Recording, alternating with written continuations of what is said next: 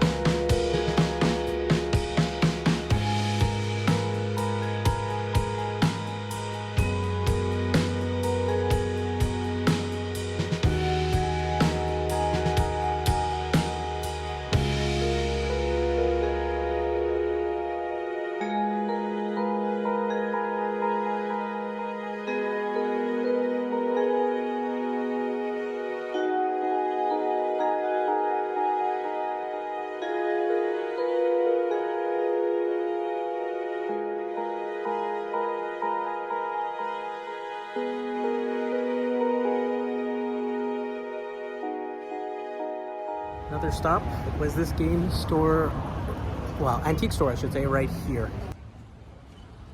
It's pretty good. I got a bunch of things I will show you at the end. And we're back home now. So that was yesterday. So what I thought I'd do is we're gonna get into what I picked up. I have a whole bag of goodies, as you can see right here. Let's take a look at each one individually. Here are the pickups in order of store. So the first one you probably saw was this. So I picked up a copy of PGA Tour 96 from EA Sports. It's in the game. You know you have to do that. For the 3DO, it is in there. It is complete. It is literally covered in tape and stickers everywhere, unfortunately. But it is a 3DO game, and I never see them in the wild. So very happy to add this to my gaming collection. Next up is this NES game of Friday the 13th with a very good label. I gotta say I'm very impressed by that. Quite dirty cartridge, but I didn't pay too much for this. So I'll be adding this to my NES collection after I clean the pins and test it out on my NES, but I don't really have too many doubts it's gonna work. So I'm very happy. About 260 games now in my NES collection. I'm getting there. Moving on, I picked up some Atari games. The first one was this, River Raid from Activision. I love the Activision games on Atari. They're just fantastic. I was surprised I didn't have this. The label seemed pretty good on it. It's quite dusty, but you can easily clean that out. So I added that to the collection. I have this. I found Space Jockey. This is complete in box with manual, everything. You might have seen in the video that I was looking at a loose copy. This wasn't much more, so I'd rather have a complete in box copy. And finally, for the Atari 2600, I should say, the M Network, we have Astro Blast. I believe I have this game already in my collection, but I did not have the box. There's no manual. There's a little, well, we'll call it a screenshot of the game. And yeah, I'm very happy with that. So, those are the 3 Atari pickups, but we're not done. The last thing I picked up from the game store was something I found at the cash register, oddly enough, and it was this. This is some very odd LCD handheld gaming system. Maybe I'll put in some footage at the end of this playing, but it's a very interesting thing. So it's in like a, what is this, a PSP shape? This whole thing, these are the games. They pop out. So you have 4 games, and you take these, they clip into place. There's a little bit of rubber at the bottom, which I guess connects to the pins on the games so that the controllers work. Very interesting. So I picked this up for pretty much nothing.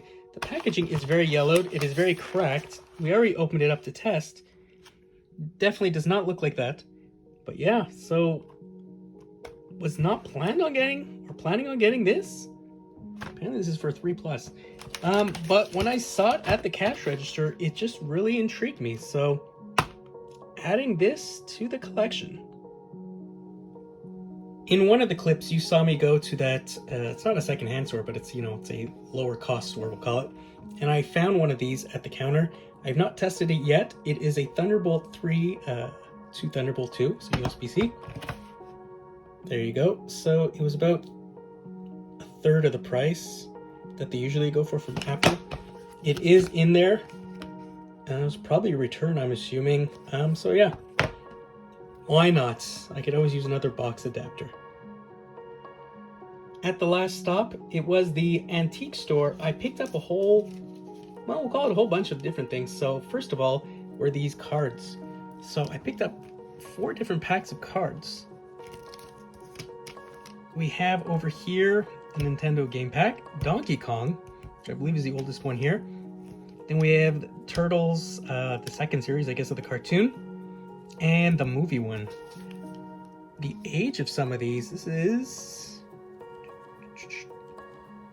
quite old. I'm not seeing the age on the front at least. Oh, here we go. So this is 1982. These ones are from late 80s, I'm assuming, 89. And then these are all made by Topps, 1990. And finally, this is, so I'm not seeing it. 1990, so it was super cool. They gave me a very reasonable deal. And before anyone asks, no, I'm not going to be eating the gum. The last two things I got from the antique store were very odd toys. So we have this toy from Tin Toys called Mechanic Man with a pencil sharpener, I'm assuming an eraser, all that. So the gentleman who owned the store told me this was like, pre-Transformers. Not entirely sure. There's really nothing on this. It's unpunched, as you can see. So I grabbed that for a few bucks. I thought it was pretty interesting. And alongside that was this. So from Esso, Robot Racers. So again, it looks like pre-Transformers. I'm not 100% sure of the year. I just thought it was super cool. And if you look at the back, you can see all the robot racers that you can collect. So that's the one on top.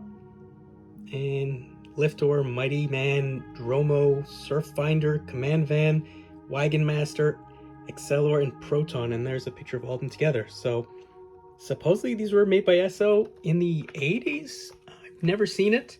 Thought it was too cool, so I had to pick both of these up. And there you have it. I think it was a pretty successful day, if I do say so myself. I got a bunch of things that I was looking for, NES carts, Atari carts, and a few toys to be thrown into that mix. So I hope you guys enjoyed this video. If you did, please leave a like, going for 600 subs, and I'll see you in the next one.